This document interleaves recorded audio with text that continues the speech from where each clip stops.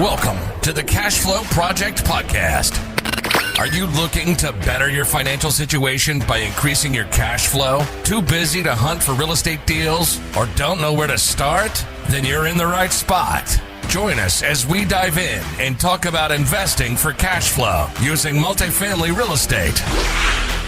Welcome to the Cash Flow Project. I'm your host, Duc with Tri-City Equity Group. Today we have Kenny Wolfe on the show. I'm a passive investor in two of his deals that he sponsored, a 310 unit in El Paso and a 192 unit in Longview, Texas. With me is my co-host, Vince Gettings. Hey, Duc. Yeah, pretty excited about this show. Actually called Kenny, kind of cold call him a couple weeks ago just to kind of get best practices as an operator that's a couple rungs up the ladder from me. So excited to talk to him then and super excited to continue that conversation this week. Welcome to another episode of Cash Flow Project. Today we have a special guest, Kenny Wolfe. Kenny is a principal in 2,659 units, 4,004 units all time in the Dallas-Fort Worth, Texas area, El Paso, Texas, Waco, Texas, Oklahoma City, Oklahoma, Columbus, Ohio, and Cleveland, Ohio. He's been involved in over $250 million worth of commercial real estate acquisitions since 2010. Prior to founding Wolfe Real Estate Management, Kenny served as CFO for Twin Cities Development, based in the heart of the Haynesville Shale in Shreveport, Louisiana.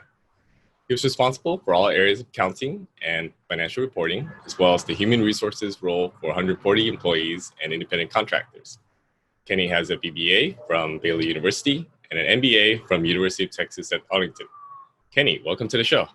Thanks, guys, for having me on. All right. So how did you get started in your journey to earn passive cash flow? So really it was through, I'd say as far back as college, I wanted to be more of the entrepreneur. So I read a lot of books. It's kind of a cliche, but I mean, Rich Dad, Poor Dad really changed my life to figure out, kind of how I wanted to go forward. Because, growing up, it was, I was taught to, go to college, get a degree, go to a big company, work there for 40 years and, sock away money into stocks and stuff. And so that wasn't really what I wanted to do. So reading that book was great. It's kind of, there's more alternatives to create kind of a life that you want to lead and to create that there's multiple streams of passive income. So that was kind of the first aha moment was there in college reading that book. How did you decide on real estate? So I got to real estate via oil and gas. So I was and out of Baylor University, got a entry accountant job at a small oil and gas company here in Dallas. And then that company really got big quick. And so that really allowed me to increase my skill level. And so anyway, so that gave us the seed money to jump right into multifamily. And so the thinking was that everything has cycles, but nothing has an economic cycle like oil and gas, like we're seeing today. We're seeing it again. So my wife and I look, we got to get into something different. So we talked to some friends. One was a trust fund kid. And so, she was doing very well, so if you want to, be like a trust fund kid, you should model how they invest. Right. So I asked her, what do you do? So she said, well, I invest in cash flow real estate. So that really sparked the idea. And then, had tons of books. I mean, I always liked real estate as an asset class. Our personal library at the house was getting pretty ridiculous. And then finally my wife says, okay, you got to stop buying books and do something. So she gave it a good push, which is good. And so I did. And then we haven't looked back since. So it was to start off in real estate, we did 2 passive investments first to kind of learn the ropes and build up that also at the same time, increase our passive income. And then jumped right into a 76 unit deal syndication on that. So nice. That's incredible. And most people don't jump right into syndication. And actually I go the other way. I advise people, well, I guess you did 2 small deals first, but usually when you see a lot of these people, guys going to those weekend camps and stuff like that, they really no financial background. And I'm going to go into syndication right away. I'm like, you probably could do that, but that's going to be super stressful. And why don't you I would call it a sandbox property.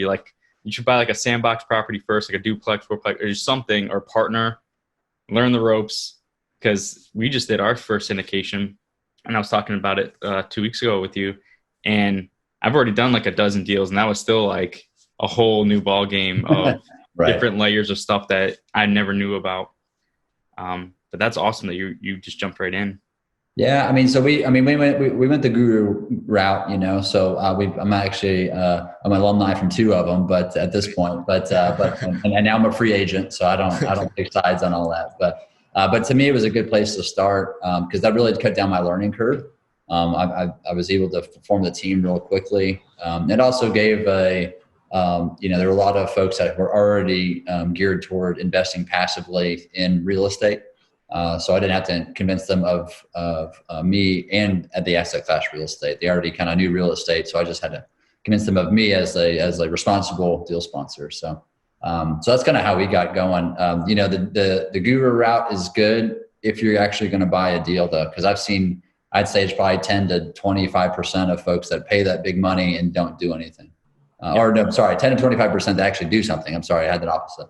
So most folks pay the 20, 30, 40K, whatever it is, and don't get anything out of it. So you do have to, if you're going to go that route, you got to commit and turn off Netflix and find a deal. So Nice.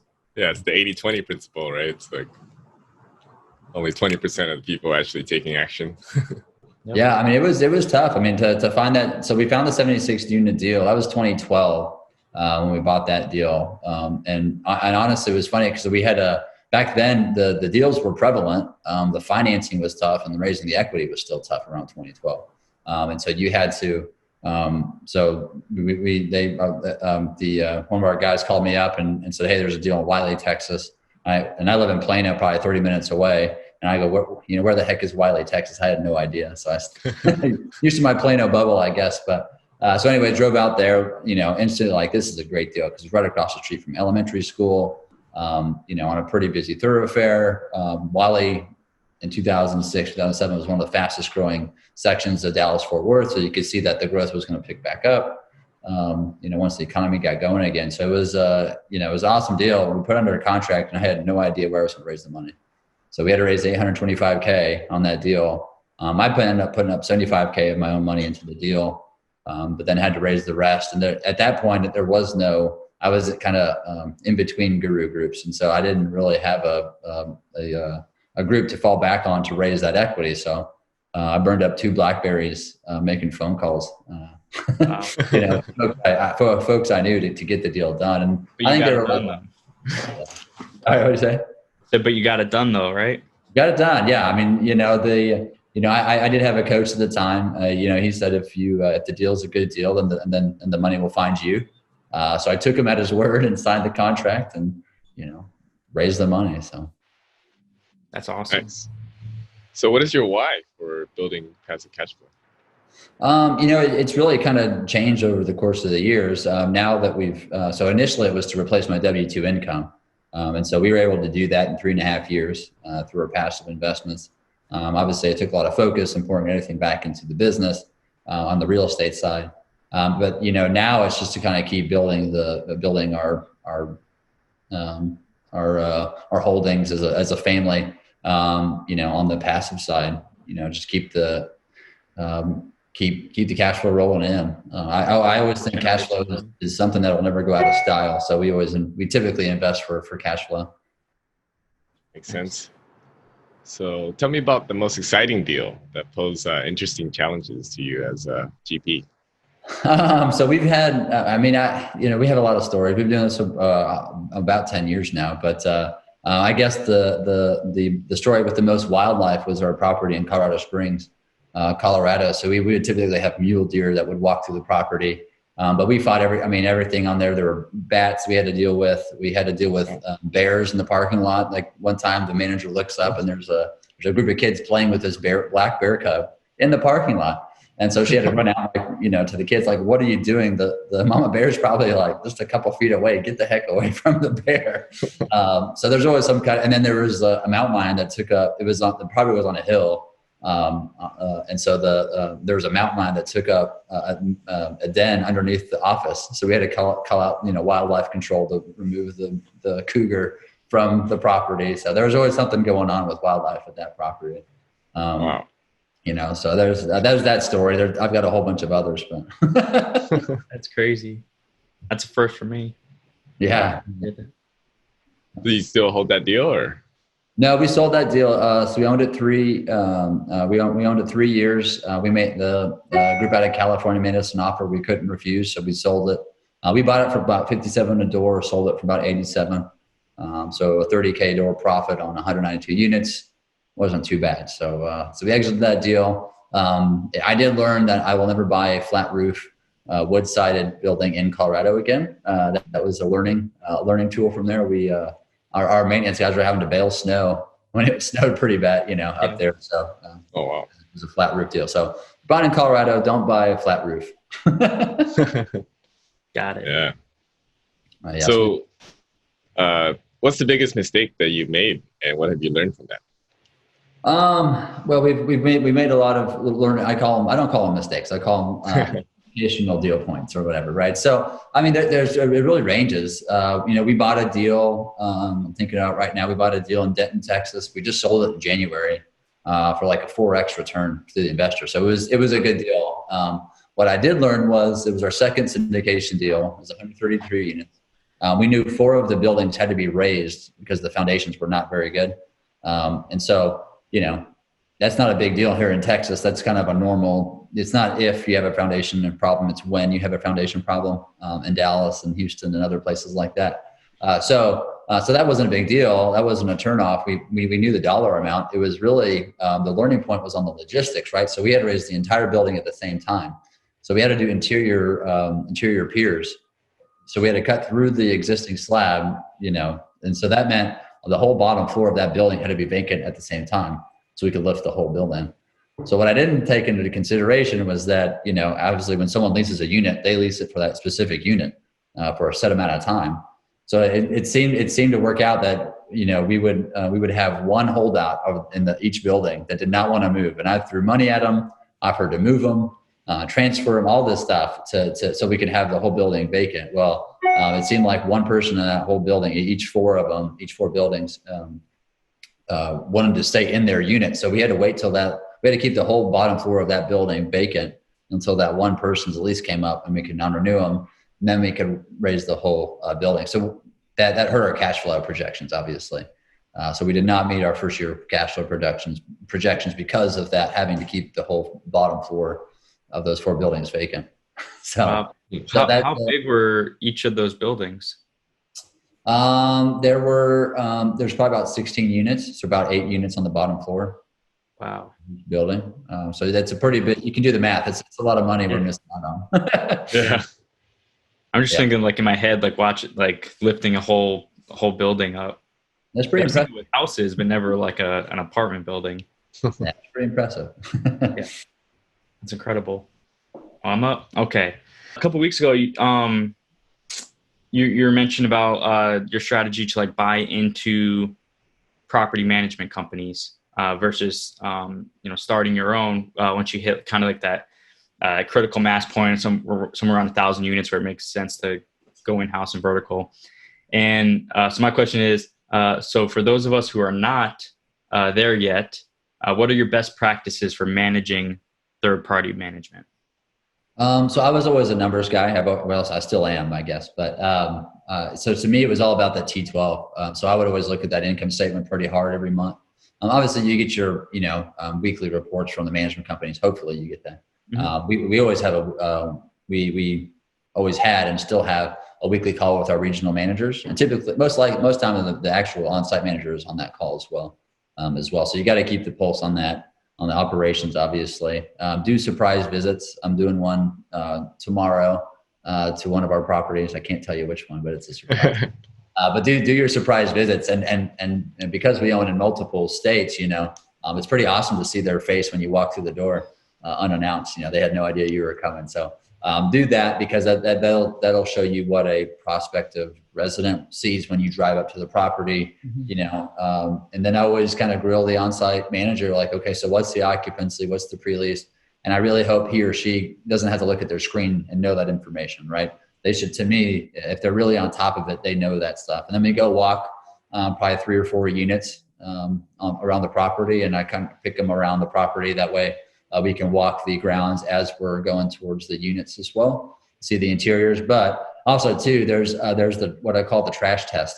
So there's trash on the ground, and the manager picks it up. Okay, I like that. I like that manager very much. There's some walk by, there's trash. I'm like, and so anyway, and they didn't pick it up. To me, that kind of, okay, that may mean they don't care as much of this property as I do. So, and I want them to care more about it than I do. Although that's probably tough, but that trash test is big. I mean, there's those small little things, kind of how they treat when they talk to, if you see a resident passing by, does the resident say hi back? I mean, those kind of small things you're looking for as well. And then the interiors, you walk in, like these better be made ready until, it drives me nuts if I go into a unit to see the drawers not like working properly in the kitchen, or there's like I'm pretty detail oriented. So, and for now we've kind of trained our the managers on kind of what we're looking for, or what I'm looking for when we go visit a property, and for the prospective residents, what they see. Yeah, that's that trash test. I don't know what book or where I heard that a couple of years ago, but that always stuck with me. And Duke knows about it because I think we went somewhere, and I had brought it up because the situation happened. And I explained to him, like, I don't know if you caught that, but this is what happened. And kind of explain what my thoughts about that were. But I think that's a big one. What are your favorite ninja tricks for increasing NOI from income, or increasing NOI by increasing the income or decreasing expenses? Like, what's your favorite trick for that you do kind of every property? Yeah, I mean, so every property is going to be a little bit different, but kind of our big ones, we go roll in is we try to create a dog park if there's not one on site somewhere, because that'll obviously those dogs pay pet rent. So we like dogs, and most of our properties now have that dog park aspect to it. But and most of our flooring is now waterproof. So it's okay to have those, have the pets in there. It makes it easy. And they're paying everything $20 to $40 a month for each pet, depending on the market. So that one's pretty easy. People love their dogs, obviously. And there's a lot of things we've seen on the operations front. Like we bought an A-class deal here in Dallas in late 2018. And it was built in 2018. So it was a brand new product. We actually created a value add component to that A-class. So we started upgrading interior units. That's really kind of where the big money is upgrading those interiors. So we threw in a backsplash and a stainless steel package for less than $2,000 a unit. And we're getting $150 more a month in rent on an A-class building. Wow. So we didn't underwrite that, but that return is phenomenal, because not only that is that we're selling those basically brand new black appliances to our B and C class assets. So it's actually costs less than $2,000 a month. As well. So the upgrade units, dog parks, those are kind of the easy ones. On the expense side, we've had deals where we bought it just for the sole fact that it was the only property offering free cable in the whole submarket. It was like a $30,000 or $40,000 drop in NOI in about a year when that contract fell off. So there's stuff on the expenses side you can see where folks aren't running it properly. Did you switch that free cable into like a cable kind of rub system? No, we actually ended up just killing it. So it had about a year left on that contract. And so what we did is as we got renewals, we dropped that addendum to the lease where we offered that. So we had to clear out basically everybody off there as much as we could, that had that free cable on their lease. Nice. Okay. Do you use virtual assistants? I do not. I like real assistants. So I've got buddies that do. Although one of mine, I'll pick on a little bit. He has a virtual assistant to look over his virtual assistants because he doesn't trust their work. So I'm like, if you don't trust their work initially, why don't just hire somebody you can talk to? I don't know. Maybe I'm a little old fashioned, but I like having an office. I like people having people here in the office whenever we can. Have that again. I just think it makes it for a better communication environment. I also think you lose some of that creativity of having folks here in the office as well. So we do have some folks that work solely, from home, and it's mostly surge work, paperwork. But for the most part, I kind of want folks here at the office to have that camaraderie, and then also you miss that kind of creativity sparks throughout the day. Nice. Yeah, the Hawaii, I don't know how much a full-time assistant would be here, but it definitely has the advantage of going to, cheaper markets for those services. So back again, when I was talking to you, you had mentioned like your number one thing that kind of separated different levels of operators, because that's, what our conversation was about. You had mentioned that for you, it was like not buying anything over 100 or under 100 units. So would just like explain that a little bit, like just the overall, like why you decided that was the limit? And right. Yeah. I mean, so our, the goal is to always have, third-party management or on-site management to take care of the day-to-day operations. If you have a smaller property like that, you're going to be sucked into some part of the operations, which is going to slow you down on building your portfolio. So really, it's really about that. Is you're buying multifamily because of the ability to scale, and so you can't scale if you're dragged into the day-to-day operation. So like we've done over 4,000 units. I do not know how to evict anybody, and I don't know how to change a toilet. I have no idea, and I don't want to know that information.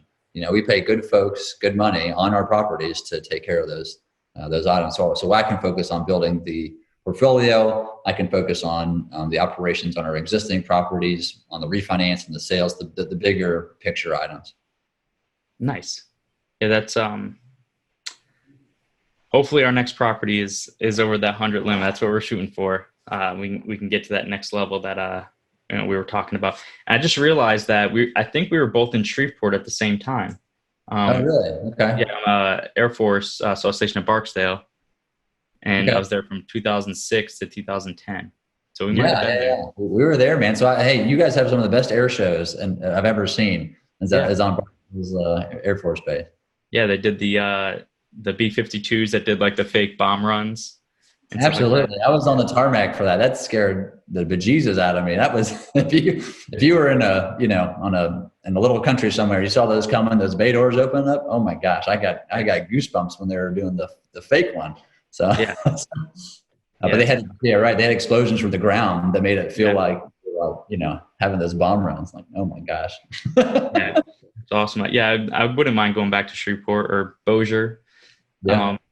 They had all the awesome festivals down on the river and all that. And yeah, we bought a 400 unit deal there in Shreveport. Nice. So it was the second biggest property in Shreveport, Louisiana. We bought it 400 units on 27 acres of land. So it's massive. But it was a turnaround deal. So we bought it as a failing property. Fannie Mae, we assumed the Fannie Mae loan. We bought it for 16.5, and the guy that bought it for 21 million. So he took a $3.5 million haircut on the deal. So anyways, we're turning that one around now. It's leasing up. It's doing real well for us. But nice. that's the one I'm doing a surprise visit on Friday. So I'm assuming this won't air. Okay. Yeah, we won't. That's exciting. All right. My last question is, so can you explain what it means to be a best in class operator?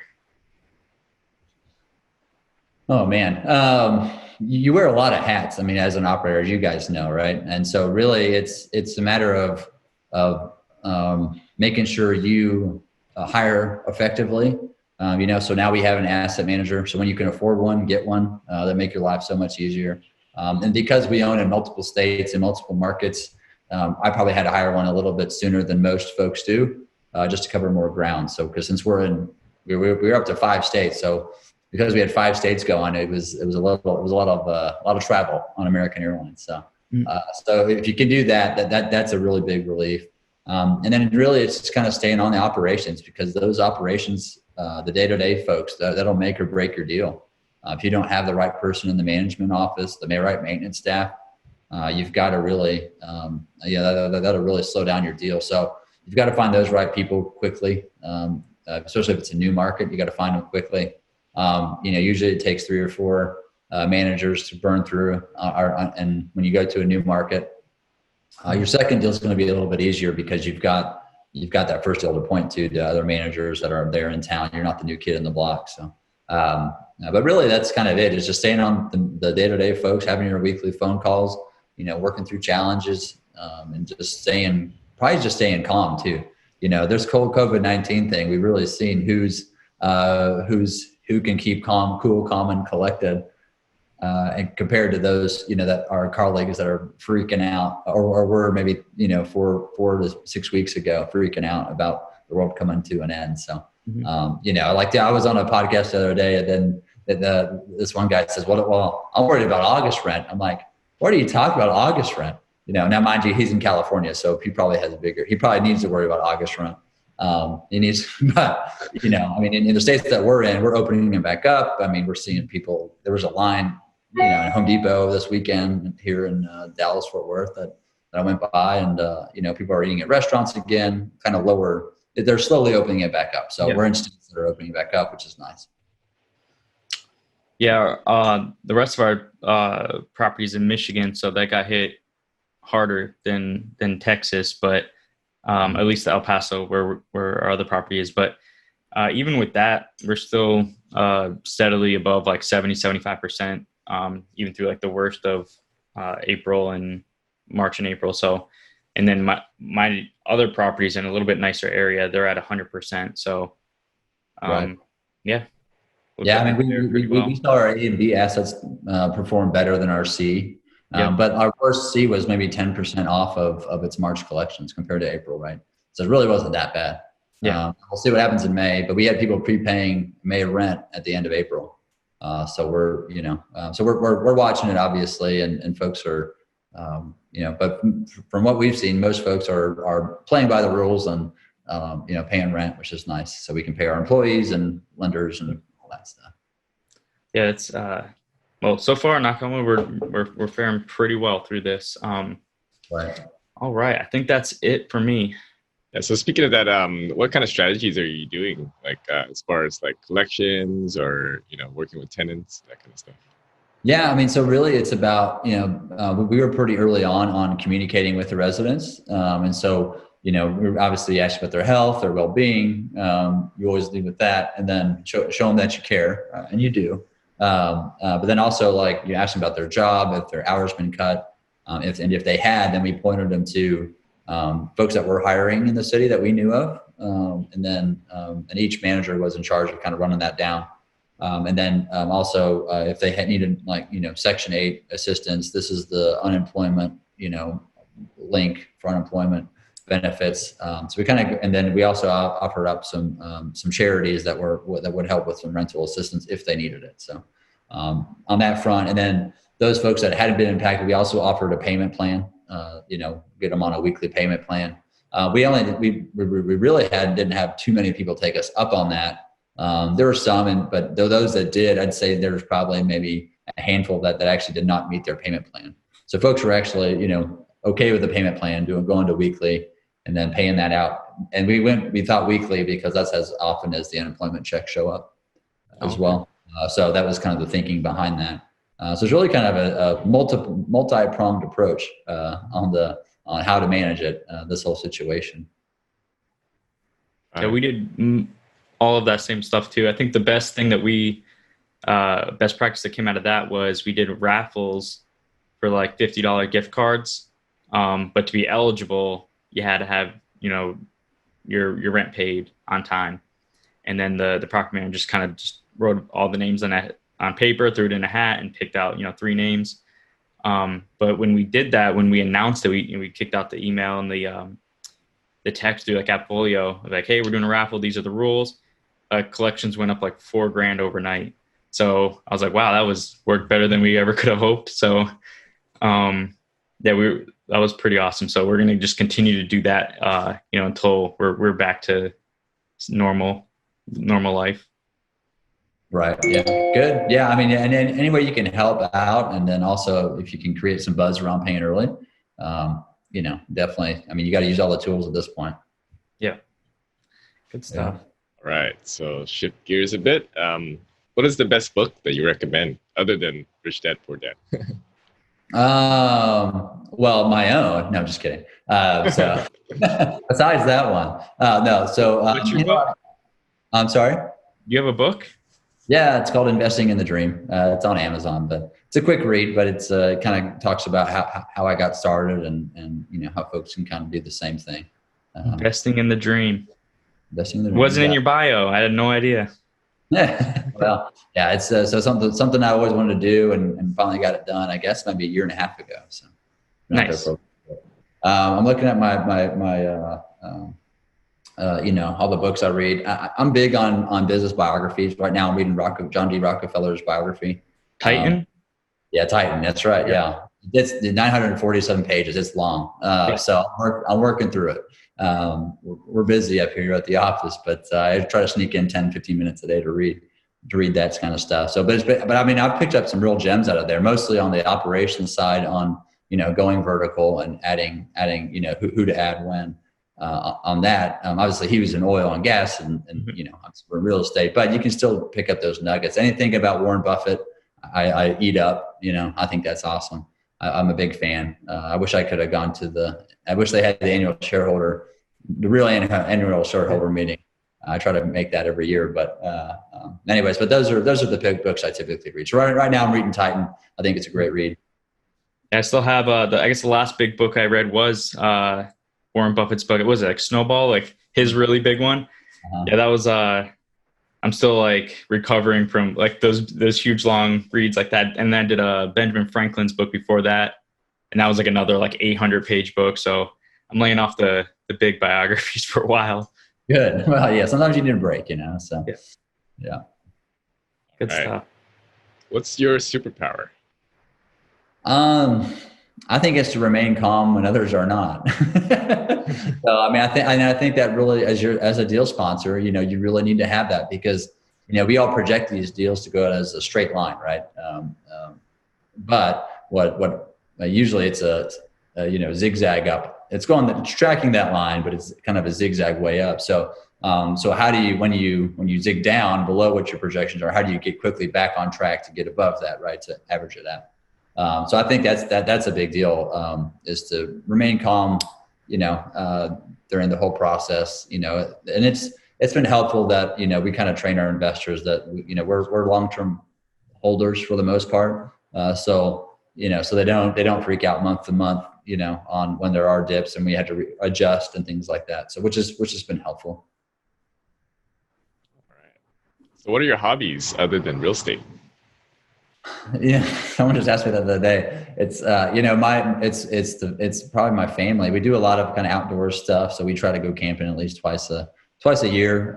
So we went down to Big Bend in January, did the whole 40-foot RV rental, and had to white knuckle it down those West Texas windy roads to get it there. But that was awesome. We do that, so it's mostly family. I try to do CrossFit 5 times a week whenever that's open. So hopefully that's in the couple of weeks here in Texas, I can get back to it. Have you done the New Zealand RV thing? I did actually as a kid. We did that. Yeah, we hit both islands. That's awesome. Yeah, that's what we were supposed to do for the trip, and then we switched it to Australia. But that's what the plan A was, to go to New Zealand, get the RV, and drive around, I guess, is what you do. I don't know. It was great. That was a great trip. So we did that, and then we another cool thing was that it was summertime when we went there in New Zealand. But we there was a tour you could get on a helicopter and go to one of the glaciers and throw snowballs. So that was pretty fun too. That's awesome. We'll have to get back there one of these times before I leave Hawaii. Absolutely. Where's your favorite travel destination? I love Belize. I love it there. I would have a second home there in a heartbeat if my life allowed it. So I think it's I love it. My wife and I like to scuba dive.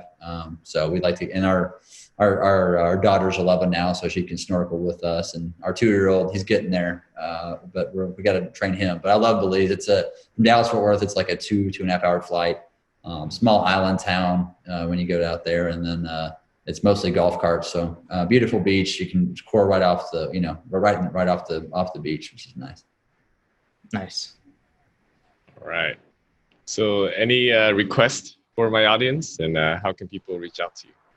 Yeah, guys. So the best way to contact, if you want to kind of follow us, what we're doing is wolf-investments.com. That's Wolf with an E. We're also on social media, Facebook. We've got a YouTube channel. We do a weekly Q&A on Facebook Live, and then post on our YouTube channel. And then we're kicking off our monthly meetup again. It's virtual, obviously now. So we've got that going on as well. Awesome. You got to check out the whoever's going to be like the moderator or doing the virtual meetup. Do the breakout sessions on if you're doing Zoom. Oh yeah, okay. It's a pretty awesome hack. We just did it on our last meetup with our group, and it's really cool.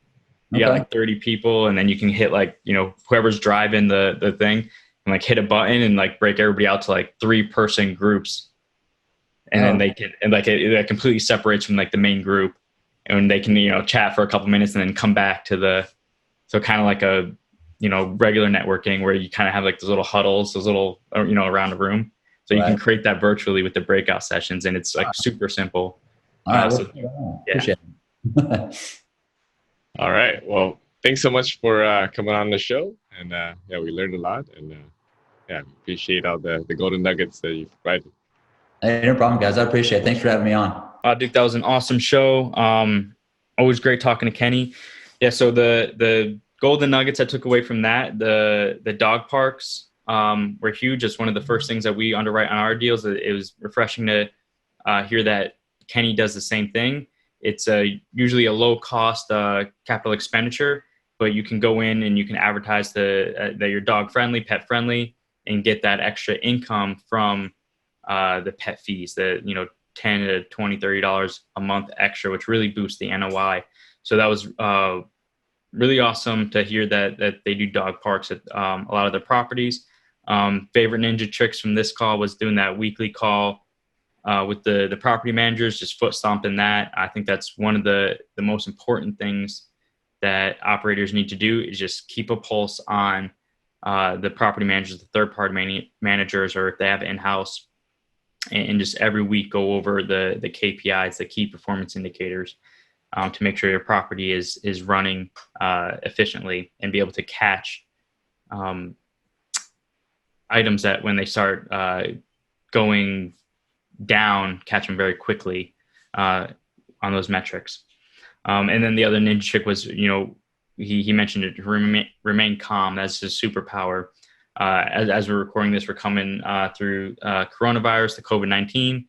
And he mentioned that especially as operators and deal sponsors, you have to remain calm and stay collected, keep a clear mind, and make good decisions for your investors and your businesses, and not get all worked up with what the news is going on and everything like that. So I thought that was awesome as well. Yeah, and if you are interested in connecting with us, go to tricityequity.com to learn more. To connect with like-minded investors, join our Facebook group, Honolulu Multifamily and more. If you found value in this podcast, please share and give us a rating and review on iTunes. See you next time.